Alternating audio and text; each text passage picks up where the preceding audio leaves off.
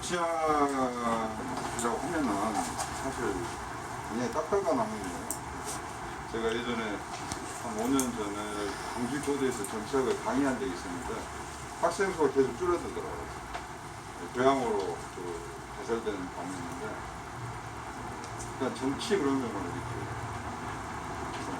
멀어지는 그런 느낌이고 특히 이제 젊은 세대들은 그러나 우리 모든 어떤 삶의 어떤 근거가 되고 기준이 되고 결정해내는 것이 또 정치이기도 합니다. 그래서 정치는 우리가 생각을 하든 안 하든 매일매일 숨을 쉬는 공기와 같이 옆에 끼고 산다고 생각하는 게 옳은 것 같습니다. 특히 이제 우리 광산 시민연대 와서 느낀 게 제가 알기로는 유일하게 5개구청 중에 있는 시민단체라고 제가 알고 있습니다. 그리고 여기 어르신들이 참석하셔가지고 서로 의견을 나누는 모습을 보니까 정말 좀 대견하고 부럽다, 또 존경스럽다 이런 느낌을 많이 받습니다. 사실은 여러분들의 어떤 여러 모임에서 결정된 사항들이 어떤 정당을 통해서 또 정당 위에 있는 정부를 통해서 이게 정책으로 반영이 돼야 되는데 우리 정치 현실은 사실 그러지 못한 것 같아요. 우리가 민주주의를 한다고 하면서도 그 시스템은 여전히 우리가 구시대적인 그런 시스템을 가지고 있는 것 같습니다. 저도 과거에 정당 활동 해봤습니다만은 당에서 결정한 내용들이 밑에 당원에 내려가서 지시하는 그런 형태의 구조, 소위 말해서 하향시 어떤 의사결정 구조를 가지고 있는 게 현실입니다. 이 반대는 그게 민주주의가 아니지 않습니까? 당원들이나 시민들이 결정한 사항들이 지역위원장, 정당에 반영이 돼서 이것들이 중앙당에서 결정이 되고 이게 행정부로 반영되는 이러한 시스템을 가져야 되는데 우리의 정치 현실은 그렇지 못하다는 것을 아마 여기 오시는 분들도 다 알고 있을 것입니다. 오늘 강의는 이런 순서로 제가 얘기를 하겠습니다. 첫 번째, 정치 시스템입니다. 어떻게 정치가 이룩되고 운영이 되고 있는가. 두 번째는 여러분 아마 잘 들어보지 못했을 거예요. 사회계약서. 이것을 쉽게 한번 제가 여러분들 같이 한번 생각을 해보도록 하겠습니다. 세 번째는 자유와 평등에 대해서 한번 생각해 보겠습니다. 그리고 네 번째는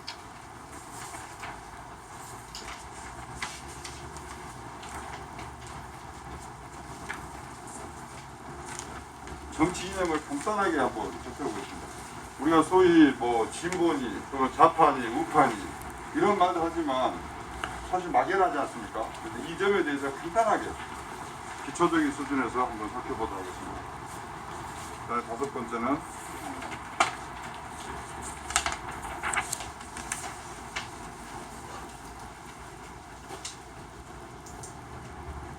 대선에 임하는 자세. 내년 대선이 어떻게 될 것인가. 여기 오시는 분들과 의견을 소통하는 그런 시간을 갖도록 하겠습니다. 첫 번째가 이 정치 시스템입니다. 어떻게 우리의 정치가 운영이 되고 있는가 이거에 대해서 간단하게 제가 설명하겠습니다.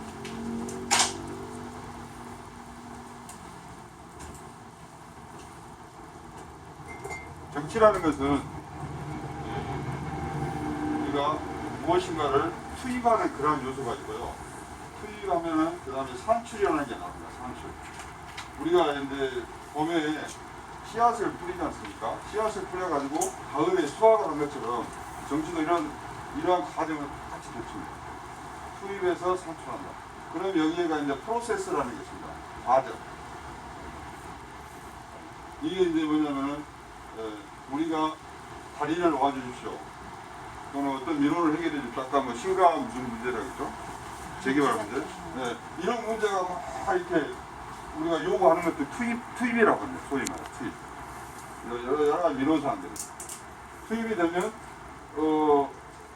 이 소위 말해서 의사결정 구조. 소위 말해서 누가 있겠습니까? 그러면 우리로 보면 광산구청이 있을 것이고 또 국회도 있을 것이고 또는 시청도 있을 것이고 이런 의사결정 기구들은 이런 투입된 요소를 가지고 어떤 결정을 내려서 나오는 게 산출입니다. 이게 이제 정책으로 나오게 됩니다. 자, 그러면 여러분들 보십시오. 이 과정에서 우리가 요구한 내용들이 그대로 반영이 돼야 되는데 반영이 됩니까? 반영이 안 되는 경우가 많죠. 우리가 요구한 사항들이. 그렇잖아요. 우리가 뭘 해줍시오 하지만 결국 산출은 투입을 했으면 이게 그대로 반영이 되지는 않습니다. 왜 그러냐? 우리가 이 과정 중에는 여러 이해관계를 가진 집단들이 자기 요구사항을 관찰해냅니다. 그렇잖아요. 예를 들어서 만약에 아까 재개발 문제 하면은 그 원주민의 요구사항도 들어갈 것이고 또 건설업자들의 어떤 여러 가지 요구사항 들어갈 것이고 또 관의 입장에서는 이게 환경에 저촉이 되냐 마냐 그럴 거 아닙니까? 이런 것들이 믹스가 됩니다. 우리 레미콘처럼 믹싱이 돼가지고 이 산출이라는 이러한 그 정책 결정이 이루어집니다. 그래서 이 과정에서 우리가 요구한 사항을 최대한 반영하기 위해서 뭘 하냐? 서로 이익단체를 만드는 거예요. 이익단체. 힘이 센 놈이 결국은 자기 의견을 많이 반영해냅니다. 만약 여러분들이 시민연대라는 것을 가지고 뭉쳐있고 하나의 단합된 힘을 가지고 있다면 우리 강상구에 민원사항이 있으면 광주시나 강상구에 요구해서 우리가 요구한 사항을 만들어낼 수 있을 겁니다. 그래서 우리가 서로 뭉쳐있어야 된다. 그래서 이익단체도 필요하고 그렇습니다. 그렇지 않고 개인이 요구하면 반영이 안 돼요, 사실은. 왜? 여러분들 아시다시피 현재는 민선시대이기 때문에 내게 어떤 사람들이 표를 많이 줄 것인가, 단체장이라든지 또는 시장이라든지 구청장은 그런 걸 막 우선적으로 생각이 됩니다.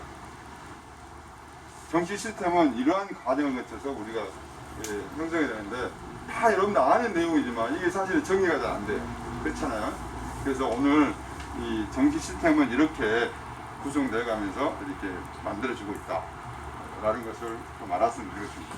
그 다음에 여기 덧붙여가지고 그 정치적 무관심에 대해서 한마디 제가 말씀드리겠습니다. 지금 여기 오신 분들은 다 정치에 관심이 많은 걸로 저는 생각이 들어요. 그렇지만 또 대부분의 사람들, 국민들의 한 60~70%는 정치에 관심이 없는 사람들이 있습니다. 근데 왜 정치에 관심이 없느냐?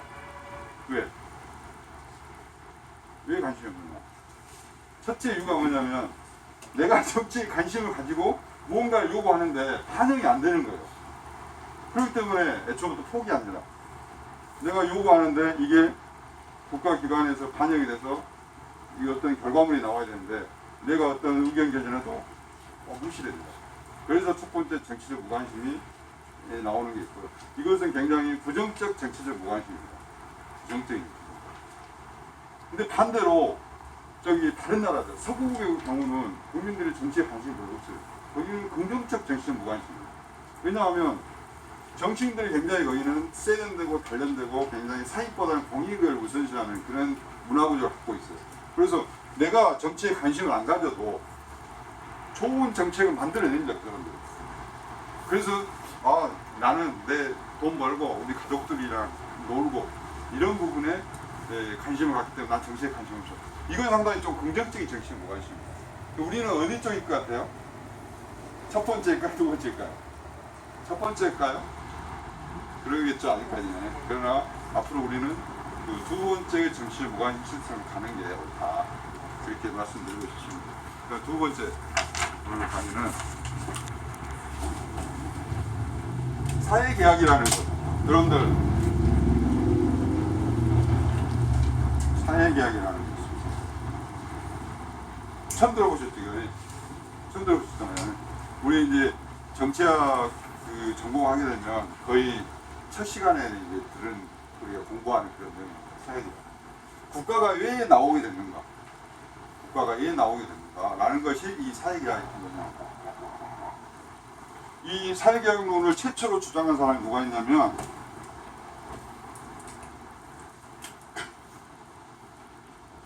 홉스라는 사람이 있어요. 홉스. 처음 들어보시죠? 별로 어렵지 않습니다. 그 다음에 로크라는 사람이 있습니다. 존 로크. 영국 사람이거든요. 홉스하고 로크라는 이 두 사람이 있는데 왜 사회계약은 중요하냐면 들어보면 아시죠? 왜 중요합니다. 홉스는 우리가 살고 있는 자연 상태를 그 만인 대 만인의 투쟁이라고 해요. 생각을 해요. 만인 대 만인의 투쟁. 무슨 말이냐면 우리가 살고 있는 자연 상태가 소위 말해서 깡패들만 있어가지고 서로 매일 싸움한다는 거예요. 그래서 내 걸 지키기 위해서도 싸움을 해야 되고 또 남 걸 뺏어와야 되고 이렇게 계속 싸움만 하는 그런 세상이라고 자연 상태를 가정을 합니다. 그래서 홉스는 야 이렇게 잠자는 것도 불안하고 또 어디 이동하는 것도 불안하고 어디 장사하는 것도 불안하면 사이가 유지되겠습니까? 야 이래서는 안 된다. 그래서 사람들이 다 모여서 계약을 합니다. 서로 모여서 의논을 해가지고 우리가 서로 계약을 맺어서 하나의 국가를 만들어 보자. 질서를 지켜줄 수 있는 하나의 국가를 만들어 보자. 그게 바로 사회계약입니다. 그래서 홉스는 그 성선설을 주장하는 사람입니다. 성악설. 성악설이 무엇인지 아시죠? 사람의 본성은 처음부터 악하다. 그래서 그 악함을 규제해 줄 수 있는 국가가 필요하다. 그래서 국가를 만들자라는 그 사상이 홉스가 말한 사상이라는 겁니다. 자, 근데요, 로크란 사람은 홉스하고 좀 다른 생각을 갖고 있어요. 로크란 사람은 이 자연 상태가 굉장히 평화롭다고 생각합니다. 자연 상태가 아주 평화로운 상태에서 사람들이 자유를 마음껏 누리고 행복하게 산다라고 생각합니다. 노크는. 자, 그러면 왜 노크는 그 평화로운 상태에 또 다른 국가가 필요하다라고 생각하냐? 좀 안 맞잖아요. 홉스의 경우는 막 서로 막 싸우고 어쩌고 하니까 이것을 잡아주기 위해서 국가가 필요해서 사회계약을 맺었다. 반면 노크는 평화로운 상태인데도 국가를 만들어서 사회계약을 맺었다. 생각이 다릅니다. 자, 노크는 자연 상태가 평화롭지만 더 평화롭고 더 자유로운 세상을 가꾸려면 그래도 무언가 우리 질서를 잡아주는 국가가 필요하지 않겠느냐. 그래서 노크도 국가를 만들어야 된다.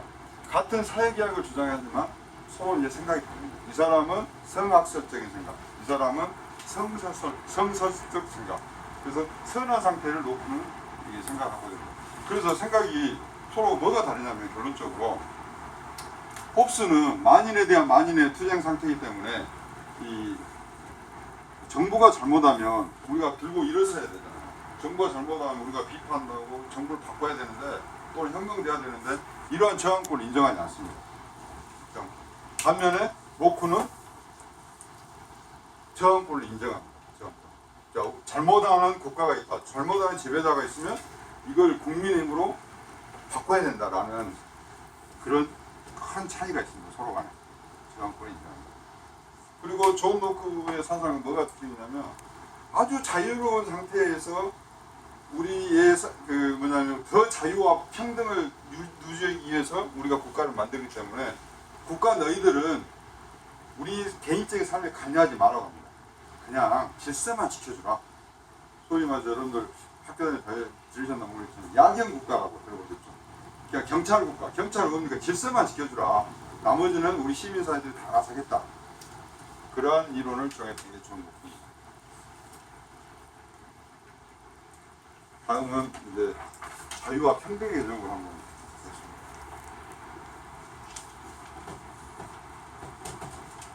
이제 마지막에 가면 대선 논의가 있으니까요. 그것만 좀 딱딱합니다.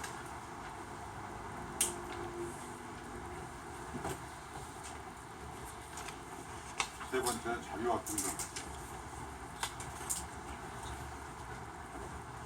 자유와 평등은 참 중요한 개념이잖아요. 이게 양립할 수 있을까요? 자유와 평등. 자, 이를테면 어떤 자매가 있습니다. 자매가 있는데 큰 딸 있고 이제 작은 딸 있잖아요. 그 큰 딸한테 약 한 2억 원의 유산을 물려줬습니다. 그리고 둘째한테도 똑같이 2억 원의 돈을 물려준 겁니다. 그런데 큰 딸은 이렇게 뭘 좋아하냐? 못 내고 여행 다니는 거 좋아합니다. 그래서 한 1년 지나니까 이게 다 써버렸어요. 자유롭게 산 거죠. 근데 둘째 딸은 어땠냐? 그 2억을 모아가지고 예를 들어 사업을 만들었어요. 투자도 하고 저금도 하고 그래가지고 또 알바도 해가지고. 자, 근데 이제 1년 후에 보니까 한 사람은 2억이 없어졌고 한 사람은 2억이 상황으로 됐어요. 자, 이랬을 때 과연 이 상하고 돈을 어떻게 해야 될까요? 우리 김종수 선생님 어떻게 해야 될까요? 이 상하게 돈을. 상황을 2억씩 나눠서 그 낭비라기보다는 여행 다녔던 끝다르게 나눠줘야 됩니까? 아니면 나눠주지 말아야 됩니까? 세금을 안 나가게 왜 그렇습니까? 안 나눠주겠죠. 네. 자, 부모한테 받는 사이 똑같았으니까 네. 안 나눠주겠죠. 그런 게 맞죠. 네. 그런데 소위 말해서 지금 현재 소위 말해 좌파 정부, 우파 정부 이렇게 나뉘지 않습니까? 또는 사회주의를 신봉하는 사회민주주의 정부 또는 보수 정부 이렇게 나눠지잖아요. 그랬을 때 좌파 쪽 사람들은 이 사업을 나눠서 이익을 주자고 하는 게 좌파입니다. 반면에 이 소위 말해서 보수주의 정부들은 그렇지 않다. 이건 자기가 책임을 져야 된다. 그래서 나눠줄 필요 없다라는 게 그 우파 정부, 소위 말해 보수주의 정부의 특징입니다. 그게 크게 차이가 나는 거예요. 소위 말해서 지금 현재 정부는 우리 문재인 정부는 좌파 정부입니까 우파 정부입니까? 이를테면 이제 소위 좌파 정부라고 하지 않습니까? 그래서 지금 현재 문재인 정부는 아까 사학을 나눠서 큰 언니한테 주자라는 그런 주의. 자, 그렇게 만약에 한다면 어떻게 되겠습니까? 이 둘째는 열심히 2년간 저금하고 했는데 내 돈이 1년 후에 남한테 간다고 생각하면 일을 하겠습니까? 일을 안 하겠죠, 사실은. 이러한 문제점도 있는 겁니다. 제가 대학교 때 수업 시간에 그런 얘기 있습니다. 이 시골에 가면 우리 요거 그 곡식 치는 거 뭐랍니까? 보리깨라 하잖아요. 이 소련이나 예전에 그 러시아, 북한을 가면 보리깨가 아침에 올라가면 저녁에 내려옵니다. 아침에 올라갈 때 저녁에 내려. 반면에 옛날 우리 남한에 우리 남쪽에 보면 시골의 어머니는 보면 어떻습니까? 1분에도 그냥 수십 번씩 왔다 갔다 내려갔다 하지 않습니까? 왜 그렇습니까? 이거 팔아서 내 자식들 먹여 살려야 되고 또 적으면서 몸도 사야 되고 그러지 않습니까? 그렇잖아요. 그래서 결국 구조적으로 우리가 듣기로는 평등이 좋지만 우리 사회를 발전시키고 진보적인 방향으로 나아가는 데는 결코 평등이라는 것이 좋은 것은 아니다라는 것을 제가 선생님께 말씀드리고 싶어요.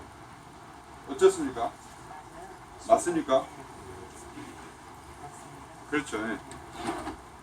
자, 그러면 이러한 그 인간의 본성, 자기의 어떤 욕심을 또는 욕망을 충족하고자 하는 게 인간의 본성이지 않습니까? 이것하고 우리가 살고 있는 자본주의하고 우리가 지금 살고 있는 시스템은 자본주의 시스템입니다. 사회주의, 북한은 사회주의, 우리는 자본주의 시스템. 이것이 양립할 수 있느냐?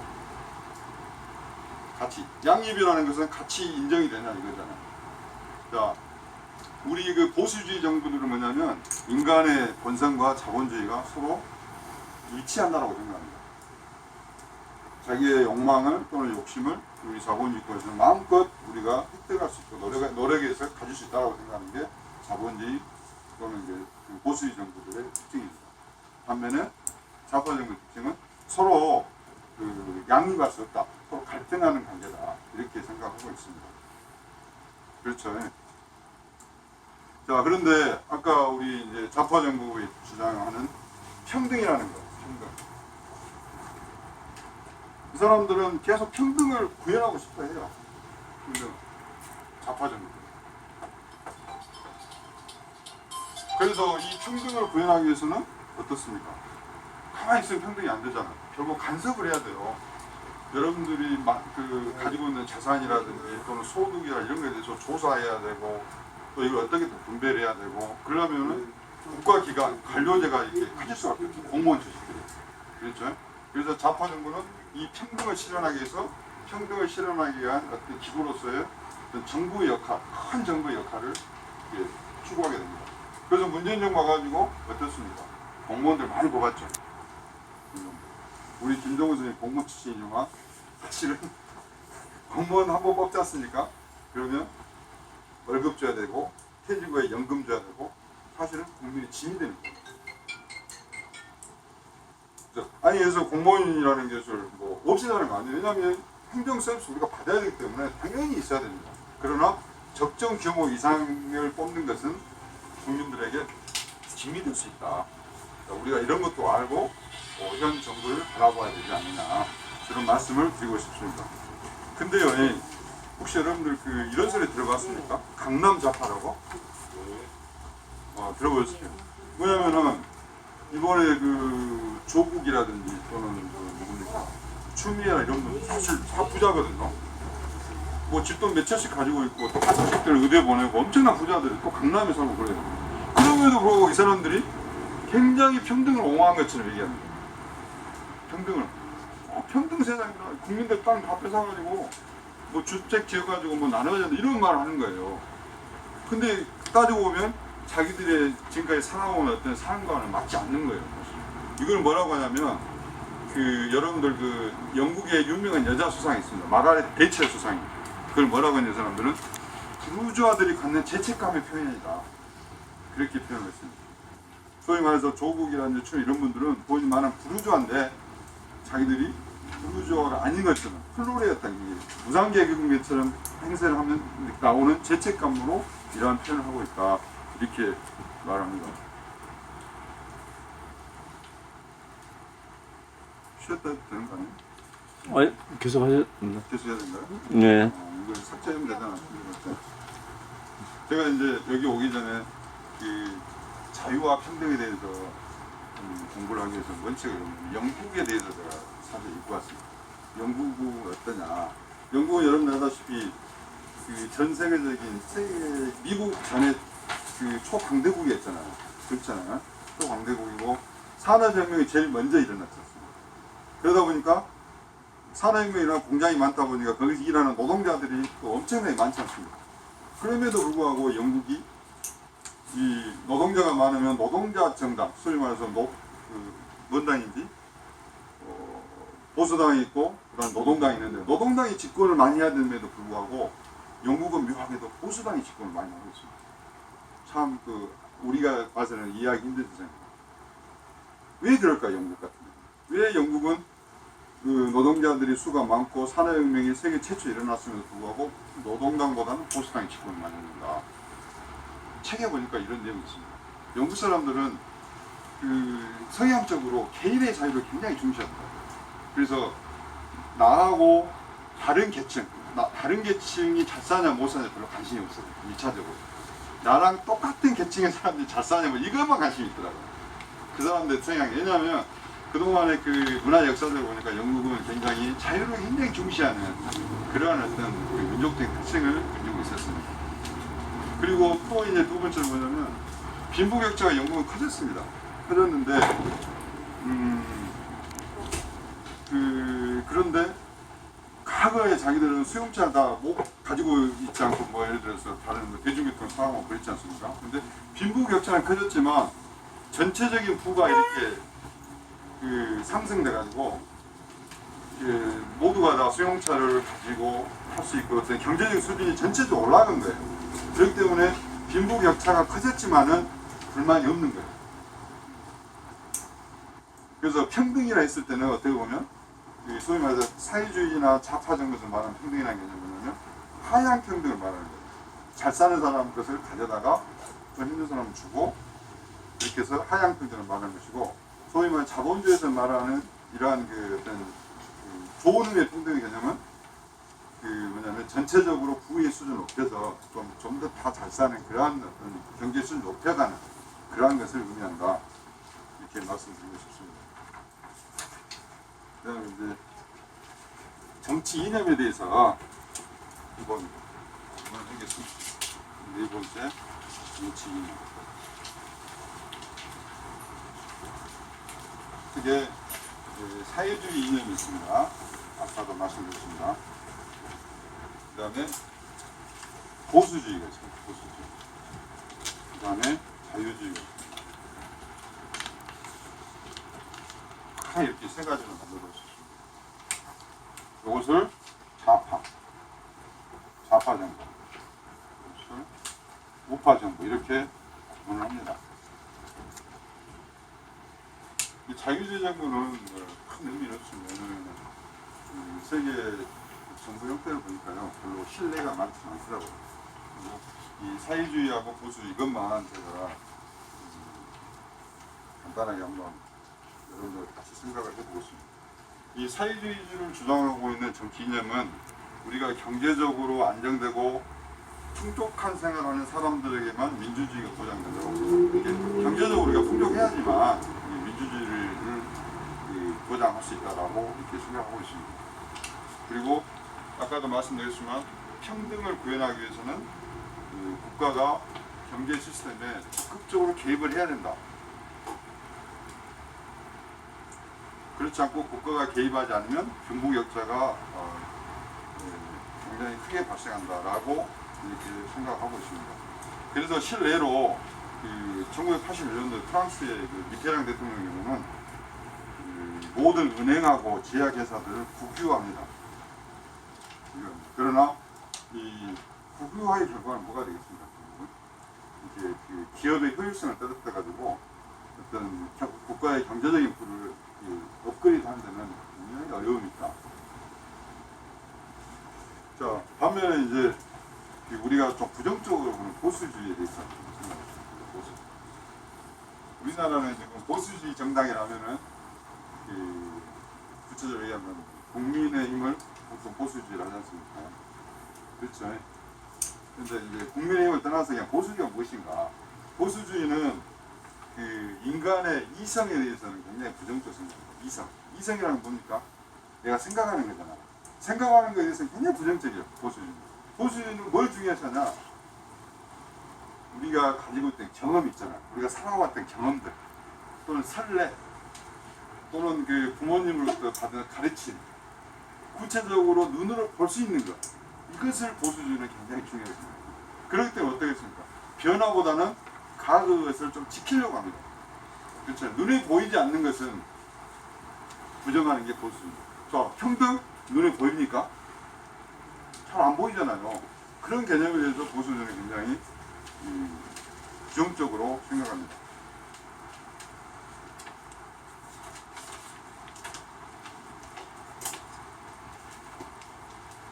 그래서 이 보수주의자를 뭐라고 하냐면 이성적으로 판단해서 어떤 자유, 어떤 평등 이런 건 별로 관심 없습니다. 오로지 우리가 경험적으로 뭘 만들어 놓은 것들에 대해서 이것들이 우리가 살아가는 데 있어서 삶의 길잡이가 된다라고 이렇게 생각하는 게 보수주의자들의 생각입니다. 아까 제가 버리깨라고 했잖아요. 그 예를 하나 했던 것처럼 보통 사회주의자들은 뭐냐면은 꿈을 꿀 수 있습니다. 아주 좋은 유토피아적인 생각에 꿈을 꿀 수 있는데 실제로는 꿈을 실행할 수 없다는 거예요. 정말 자유로운 세상 또는 평등한 세상을 이룰 수 있느냐, 그렇게 할 수 없다는 게 보수자들이 갖는 근본적인 생각입니다.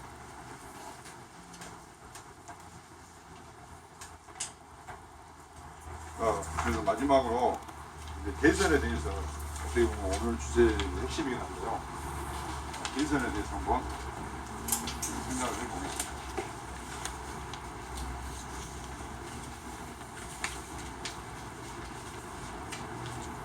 선생님, 정권 교체 될 것 같아요? 아니면 민주당 계속 집권할 것 같아요?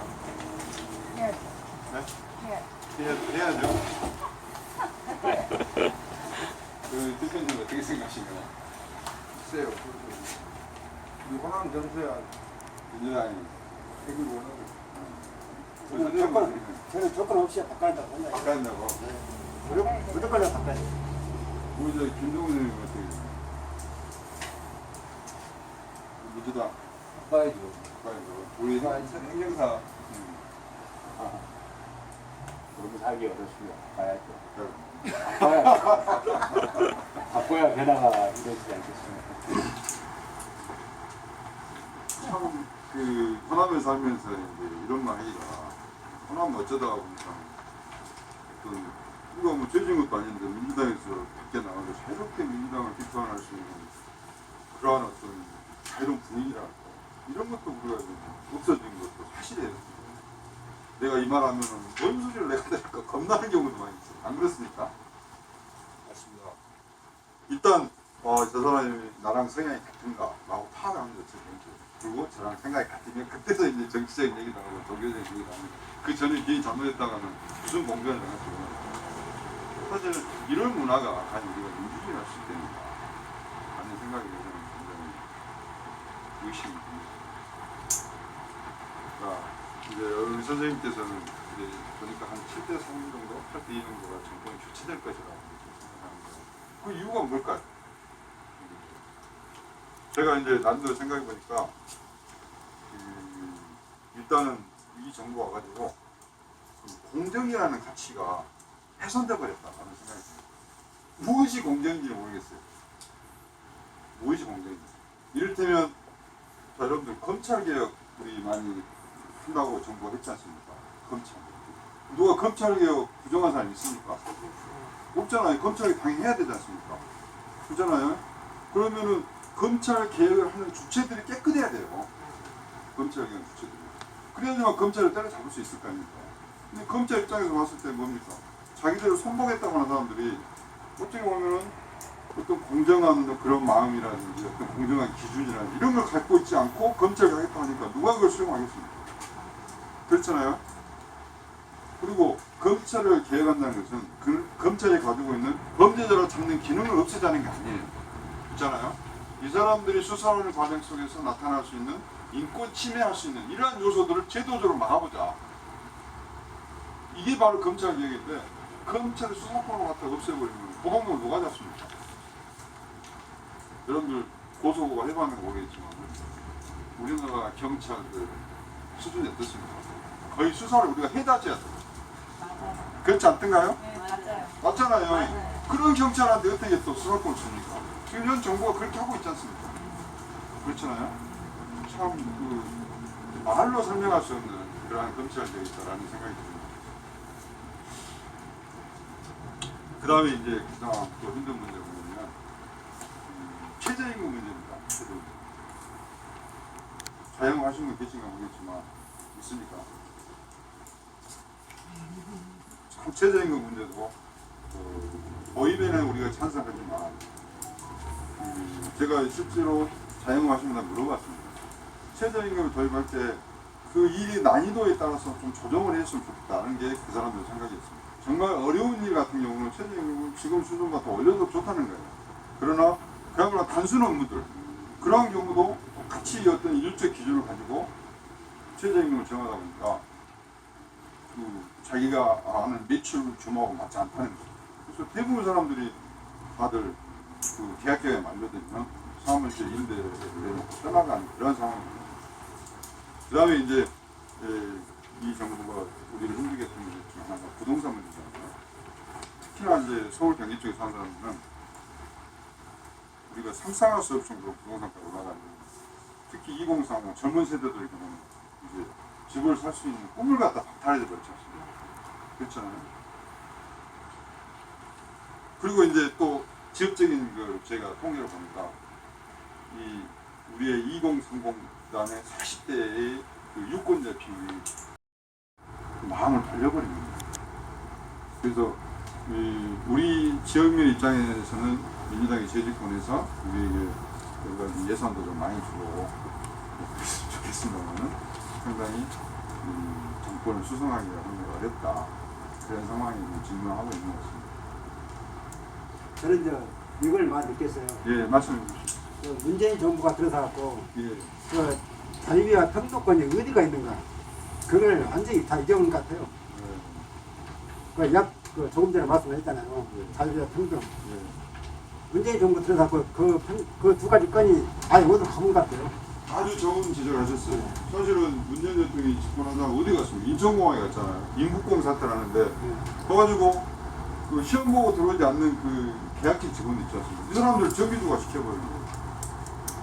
정말로 자유와 평등에서 구현하고 싶은 뭐냐면 우리 국민들 원하는 건 뭐냐면 기회 평등이에요. 기회 평등. 내가 시험 볼 수 있는 똑같은 기회를 주라. 내가 어떤 누구 자식처럼 하지도 않는 그 뭡니까 그 스펙이라 하잖아요. 어디 가서 연수도 안 했는데 연수했다 해가지고 이렇게 그런 부정을 한 게 아니라 내가 동등하게 시험 봐서 들어갈 수 있는 기회를 좀 넓혀주라. 평등하게. 그걸 원하는 거예요. 그런데 우리 정부 와가지고는 그냥 사실은 그 정부가 시험을 봐서 그 자리에 가야 될 사람들을 시험을 준비하고 있는 사람은 어떻게 하란 말이에요. 그 티오 자체를 없애버리고. 그래서 아까 선생님 말씀하신 것처럼 자유와 평등에 대한 개념 자체가 아주 모호한 상태를 만들어버린다. 굉장히 동의되는 그런 말씀입니다. 이제 그리고 또 하나 더 뭐냐면요. 그 2030 시대 그 실업자 부분에 대해서 그 임금 그것도 다 실종되어 버렸어요. 이게 뭐냐면 20대, 30대들이 취업을 못하고 정부에서 준 돈, 돈을 저 받아먹고 살고 있잖아요. 어떻게 하란 말이에요. 그게 그것도 다 없어져 버렸어요. 실질적으로 이렇게 내가 시험 봐서 직장에 정식으로 들어간 젊은 애들이 있냐면 10명이 한 100명이면 한 5%, 6% 선이고 그 나머지 전부 다 실업자예요. 그럼 그 실업자 부분에 대해서 문재인 정부가 좋은 거 다 믿고보게 알리바인가요? 뭐 하고 이렇게 한 시간 투자하는 거 그것도 다 믿고본 거예요. 아르바이. 그것도 다 어디로 이제 다 정식으로 취업하는 그 전문 세대들이 그에 다 이제 없어졌다는 거죠. 선생님도 동의하실지 모르겠지만 결국은 일자리를 만드는 것은 정부가 만든 건 아니지 않습니까? 민간 기업이 만든 거잖아요. 민간 기업들이 열심히 투자를 해가지고 거기서 이제 뭐냐면 좋은 제품을 만드는 거 수출도 하고 해서 이렇게 그 일자리가 늘어난 건데 여러분들 아마 이해하시는 그 국민연금 아시죠? 국민연금이 막대한 돈을 가지고 그 대기업들의 그 주식을 많이 사잖아요. 그래서 지금은 국민연금이 대기업체 사장을 바꿀 수가 있어요. 그렇잖아요. 그렇기 때문에 기업들이 어떠냐면 내가 언제 또 우리 그 국민연금이 대주주에서 내가 잘려나갈지 모르기 때문에 기업이 유보금이라는 게 있잖아요. 그 돈을 투자를 해야 되는데 막 쌓아놓고 있는 겁니다. 왜? 정부가 자기의 경영권을 뺏어갈지 몰라서. 그 동의하시죠, 그것도? 또 제가 만약에 정치를 한다 그러면 이제 정치인이 아닙니다만은 기업에 대해서 간섭하지 않을 테니까 열심히 투자를 해주라. 너희들 경영권 내가 멀리서 보장해 주겠다. 대신에 중소기업에 대해서 갑질하지 말고 제대로 줄 거 주고 또 임금도 제대로 해주라. 그러면 내가 너희들의 명예라든지 또는 경영권 이런 거 제대로 보여주겠다라고 할 것 같아요. 근데 그렇지 않고 이 기업이나 돈 많은 사람은 적으로 보는 그런 어떤 생각을 갖고 있지 않는가. 라는 생각, 이 정부를 책임지고 있는 사람. 저랑 이제 생각이 다를 수는 있겠지만 선생님들하고 또 다른 의견 있으시면. 저는 제가 생각하기에는 그 어떻게 보면 이게 큰 틀로 보면 단순 논리로 이야기를 하면 저희 나라 정치 체계가 양당제잖아요. 예를 들어서 이쪽 아니면 이쪽 선택을 해야 되고 광주 전남도 마찬가지로 저쪽을 선택 못하니까 대안 세력이 없다는 거죠. 어떻게 보면 단순하게 대안 세력이 없는 거예요. 제가 어느 책에서 한번 봤는데 17개 도에서 최고 낙후된 도시가 대구, 경북, 광주, 전남이랍니다. 근데 그 외적으로 또 발전이 많이 된 데가 충청도래요. 충청도는 왜 발전이 되냐? 4년간 집권해서 지방선거라든가 이렇게 했을 때 그 사람이 잘못하면 다른 사람을 선택을 해버려요. 역선택을. 이러다 보니까 거기 나온 선출직에 있는 사람이 이러다 나 다음에 연임 못하겠다. 그런 책에서 제가 한번 본 적이 있어요. 그러다 보니까 오히려 어떻게 보면 그 주민들이, 유권자들이 그분들 굉장히 똑똑한 거죠. 지금 저희 나라가 보면 뭐 미국의 영향을 받고 옛날에 일제시대에 우리가 식민지시대를 살았고 근데 미국도 양당제입니다. 일본도 양당제예요. 근데 북유럽은요 다당제입니다. 왜? 예를 들어서 제가 2018년도에 그 지방선거를 보니까 소위 말해서 나는 가만히 있어도 돼. 내가 민주당 어떤 사람으로 내가 선출직으로 나왔으니까. 근데 그분들 선거도 안 하는데 유권자들이 이 사람이 누군지도 몰라. 그냥 민주당인가 뽑아주는 거예요. 이것은 어떻게 보면 정치가 발전하려면 유권자들이 진짜 똑똑해야 됩니다. 이게 막 그 정치하시는 분들 너무 어려운 말 많이 쓰잖아요. 쉽게 이 유권자들이 알아먹을 수 있는 어떤 그 단어를 선택을 해서 하는 게 그래서 유권자들이 직접적으로 여기서도 민주당이 아닌 국민의힘이 나오면 여기 난리 날 거야. 저기도 마찬가지입니다. 옛날에 김대중 대통령께서 71년도인가 그 나왔을 때 그때 대구 쪽에서 굉장히 많은 표가 나왔다는 거 저는 그렇게 알고 있었거든요. 근데 이게 지금 어떻게 보면 그 어떤 뭐 좌우 경상도, 전라도 이거 만든 거는 일반 저희들이 유권자들이 만든 게 아니에요. 정치인들이 만든 거예요. 좋은 예제가 있어요. 이제 또 우리 선생님 말씀하신 것처럼 그런 투표의 어떤 성향은 지역 패권 투표라고 이렇게 간단하게 얘기합니다. 무슨 말이냐면 또 그러한 시스템을 유지하기 위해서 우리가 이 정치인들이 그 지속적으로 바꾸지 않는 것 중에 하나가 소선거구제예요. 소선거구 한 명만 뽑는 거예요. 그 지역에서. 그럼 뭐냐면 광주 전남은 무조건 민주당 후보가 당선될 수밖에 없는 겁니다. 중선거구제는 어떻습니까? 그 지역에서 한 선거구 2명, 3명 뽑으면 야당도 당선이 되지 않습니까? 그렇잖아요. 그런데 왜 그러면 계속 소선거구제를 유지하냐? 소위 말해서 민주당은 호남에서만이라도 일정한 의석을 유지해서 정당을 유지하겠다. 또 영남은 영남대로 자기 지역만에서만이라도 소선거를 가지고 민주당 아예 싹을 잘라버리고 또 이쪽에서는 야당의 싹을 잘라버리고 어떤 정당의 기득권을 가져가겠다는 국민은 안중에 없는 시스템입니다. 그래서 결국은 이제 우리가 좋은 정치가 되려면 선거구제를 다당제로 바꿔야 됩니다. 다당제로 바꿔야 되는데 그렇게 하기 위해서는 중선거구제로 우리가 빨리 이 법을 바꿔서 시행을 해야 되고 그다음에 여러분들 그 비례대표제 아시죠? 네. 비례대표제를 좀 많이 확장을 해야 됩니다. 지금 현재 50몇 명 뽑거든요. 그걸 뭐 상당히 좀 늘려서 47명, 그걸 한 7, 80명 늘려야지만 그 소위 말해서 좀 다당제가 갈 수 있는 그런 선거 결과를 만들어줄 수 있습니다. 그걸 안 하고 있습니다. 지금 제도가 너무나 꿀 빨아먹기 좋기 때문에 국민의 안정이 없고 자기들의 안위, 자기들의 성격만 생각하고 있는 게 현재 정치권의 실패다. 이런 말씀을 드리고 싶습니다. 또 하시고 싶은 말씀 있으면 자연스럽게 하십시오. 참고적으로 비례대표제는 영국하고 미국은 없습니다. 이제 뭐 독일에서 지금 비례대표 하는데 자국 실정에 맞으면 비례대표를 채택해서 할 수 있는 우리는 이제 비례대표 채택하고 있지 않습니까? 이게 아까 말씀드린 것처럼 다당제를 만들 수 있는 그런 좋은 제도이기도 합니다. 근데 작년 총선 때 준연동형 비례대표제라고 했었는데 실제적으로 작년에 조금 오판했던 게 각 정당이 위성정당을 만들었어요. 그렇기 때문에 소위 말하는 지금 정의당이 그때 심상정 대표가 좀 오판을 하신 거죠. 그래서 법리적인 헌법에서도 좀 했는데도 불구하고 어차피 제가 봤을 때 그 연동형 비례대표가 우리나라의 실정에 안 맞는 어떻게 보면 좀 그러지 않았나 작년 선거만 보면 준연동형 비례대표제가 그리고 지금 막 개헌 이야기 하는데 실제적으로 뭐 제왕적 대통령제라고 하는데 실제적으로 저는 조금 나중에 가면 뭐 이원 집정부제로 좀 가야 되지 않나 그런 생각 좀 들기도 좀 하고 있겠습니다.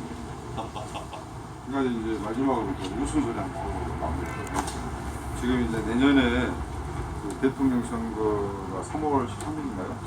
3월 9일입니다. 3월 9일, 그 다음에 지방선거가 6월 13일에 있죠. 6월 1일입니다.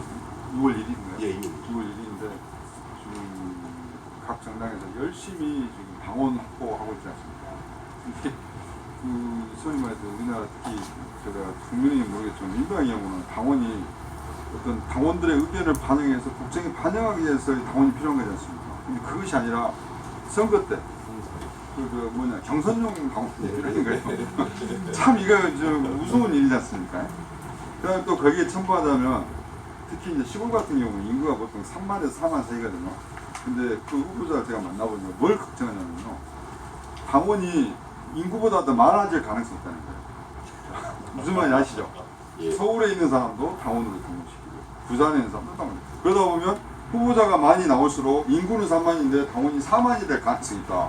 이렇게 됐을 때 이게 무슨 부끄러운 일이 될 것인가 라는 걱정을 하는 걸 제가 직접 들었습니다. 강상은 어떠라고 모르겠지만 강상은 이제 인구가 워낙 많다 보니까 그렇게 되지 않을 것 싶거나 그냥 시골의 경우는 아마 그럴 위험성이 민주당 내에 있을 수 있습니다. 예전에 열린우당의 경우는 어땠냐면 저는 그 당시만 해도 당원 가입하고 그러면 교육을 한 2번 정도 실시합니다. 그러니까 서울에 있는 사람이 당원 가입해가지고 광주에서 교육하면 내려올 수 있습니까? 못 내려오잖아요. 그래서 그나마 당원을 이 지역 사람이 할 수 있게끔 필터링 역할을 했었어요. 근데 지금 민주당에 와서는 그 제도를 없애버렸어요. 그냥 등록해서 당비만 1,000원씩 내면 되는 거예요. 그러다 보니 아까 말씀드린 것처럼 인구는 3만인데 당원이 4만이 될 가능성이 있다. 그런 어떤 우려스러운 걱정되는 현상도 발생할 수 있다라고 제가 그랬습니다. 근데 요거 어떻게 특정 정당이 그 특정 지역을 지배하는 문제를 개선하자고 그러죠. 그 어떤 개선? 이제 개선을 하려면 아까 제가 말씀드린 것처럼 선거구제를 바꿔야 돼요. 중선거구제. 한 선거구에 여러 명을 뽑을 수 있으면 여기 지역에서 열심히 활동하지 않습니까? 그러면 2등, 3등으로라도 데려갑니다. 잘하면. 옛날에 우리가 박정희 정부 시절에는 중선구제 했었어요. 그래서 제 고향이 보성인데 그 이중재였거든요. 이중재가 되고 그 다음에 신영식이라고 그 당시 공화당이 이렇게 같이 찌어서 됐습니다. 이렇게 그래서 여야가 그래도 호남에서 다 당선될 수 있는 그런 구조였어요. 근데 지금은 이제 여기 국민의힘 후보 야당 한 명도 없지 않습니까? 그잖아요. 참 그 잘못된 정치였잖아요. 그러다 보니까 어떻습니까? 민주당 공천 받으면 곧 당선이잖아요. 그래서 잘 아시겠지만 그 지방 의원들이 여러분들 눈치 봅니까? 지역위원장만 쫓아서 따르면서 공천만 받으면 되는 거예요. 당선 대원자 압수가 안 되죠. 야, 앞으로는 그렇게 하지 말게요. 그런 어떤 정치 문화를 가지고 있고 우리는 그것도 모르고 민주당 하면 무조건 얘기해주는 그런 거예요. 아니 저도 이제 그 앞전에 그 대선까지만 해도 그 네. 지방선거까지만 해도 저는 당 얼굴을 봤어요. 다 이제 올해부터는 다 이제 사라지고 이제 그 당을 안 보고 이제 인물 보고 찍으려고. 혼자 해서는 안 되는데 거의 변화가 껴져 있는 이게 아까 말씀해 너무나 힘들더라고요. 그 국회의원수에서 비례대표를 늘리라는 그런 안을 말씀하시는데 사실은 개인적인 의견입니다만 우리나라 국회의원수가 너무 많아요. 지금 300명 아닙니까? 그럼 미국에서 인구 비례를 본다. 우리나라 인구 비례로 봐서는 이제 극단적인 예를 들자면 우리나라 40명이 된다. 미국의 예로 본다면 그러면 40명이 할 거는 300명이 하고 있어요. 또 300명에다가 보호자가 9명 숨지 않습니까? 그럼 3,927, 3,000명이 지금 우리 그 국회에서 말하자면 월급 받고 세금을 받고 이거 해도 너무하다는 이유입니다. 국민수는 적은데 국회의원이 300명이 뭡니까? 이제 아까 이제 비례대표를 늘린다 했습니다. 비례대표는 특성이 있으니까 하는 거거든요. 지금 국회의원이 이렇게 많은데 또 늘려고 하면 400명, 500명 국회의원 늘려야 예를 되는데 들면은 소개서 300명으로 늘리죠. 픽스를 하더라도 이를테면 이제 그 급여를 상당히 좀 줄여가지고 뭐 한 20명 늘릴 수도 있습니다. 그래서 아까 보좌관 9명이 됐잖아요. 거기를 5명 줄인다든지 총회 예산 들여가지고 좋은 말씀인데 국회의원들이 자기들 주머니나 자기들 모여서 하나라도 삭감하려는 생각을 가지고 있는 아마 우리 선생님 말씀 드리는데 제 느낌으로는 정말로 일을 열심히 하고 그러죠. 국민을 위해서 봉사한다면 사실은 지금 300명, 600명 해도 우리 국민들 불만이 없어요. 사실은. 근데 너무나 일도 안 하고 자기들 뱃속만 챙겨가고 그런 구조이기 때문에 너무 우리는 분노하지 않을 수 없는 거죠. 1개월, 2개월 해갖고 말하자면 연금 준다는 것도 말이나 되냐, 근데 실은 어떤 당을 뽑아놔도 다 똑같은 이제 그 말에 제가 동의하지만 동의를 못하는데 국회의원 수는 우리나라가 많다는데 절대 많은 거 아닙니다. 지금 미국을 예로 들었는데 북유럽 가면은 우리나라 그 애초에부터 쭉 내려왔던 게 남 앞장서면은 그 사람은 대우해주고 뭐 이런다는데 국회의원 자리는 봉사원 자리예요. 법을 만드는 자리고 지금 있는 국회의원들도 우리들 민원 달라고는 바쁘다고 못 만나요. 만나주라고 해도 중앙대 올라가고 이거도 그러면 더 늘려주면은 한 사람 한 사람 개개인에 지금 한 1,000명, 10,000명을 이렇게 한 사람이 국회의원 한 사람이 지금 한 30만 명이니까 그 정도 지금 국회의원 한 사람이 30만 명을 어떻게 다 커버를 합니까? 거기는 한 100명도 제대로 일을 하려면은 커버를 못 할 것인데 국회의원 수는 하면가 대신에 그런 권리 같은 거 이런 거니까 이런 것을 많이 법으로 축소시키고 사람들 늘려서 일을 똑바로 지금 있는 사람은 또 일을 못해요. 좀 더 한 지역구에 30만 명 보통 저거잖아요. 그 사람들 30명만 다 어떻게 말을 듣습니까? 선거 때만 와서 이제 이렇게 돼갖고 이게 그거 말이에요. 선거 때만 뭐 얼굴 붙이고 한번 보려고 하면 못 본다고. 1년에 하루에 4년 적은데 하루에 몇 명씩 만나야지 전부 다 30만 원 만나겠습니까? 4년은. 택도 없어요. 하루에 100명, 1000명, 1000명 얼마인가? 그리고 저는 택시 운전하는데요. 서울에 내려온 사람들을 많이 태워요. 그래서 타요.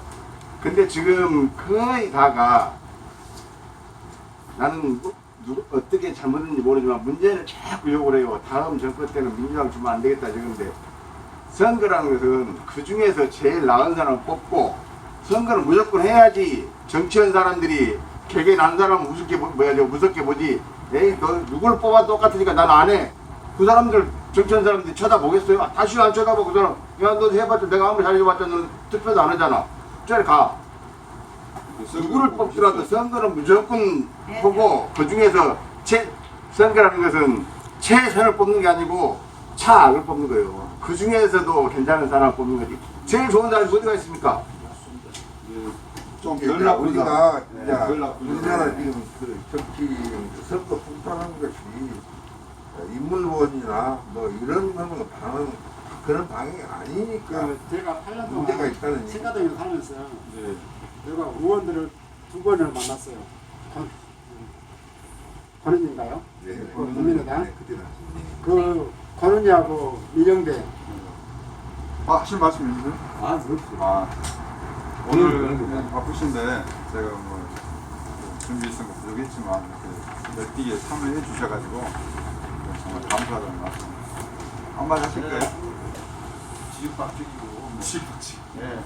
좌가 우는지 뭔지도 모르면서 좌우하고 쓰고 솔직히 보수당이 어디 있고 우리가 저기가 있으니까 보수가 진보가 나눠진 것도 아니고 근데 우리 광산 시민연대 입장에서 말씀드리면 예를 들면 우리 옛날 노무현 대통령이 얘기했잖아요. 시민의 조직화되니 그러면은 정치인을 욕할 필요 전혀 없습니다. 그 국민 수준의 문제이기 때문에 정치인들을 욕을 한다는 것은 본인한테 욕을 한다는 것 똑같고 결국은 뭐냐면 우리 같이 이렇게 조직화된 시민단체에 힘을 실어주세요.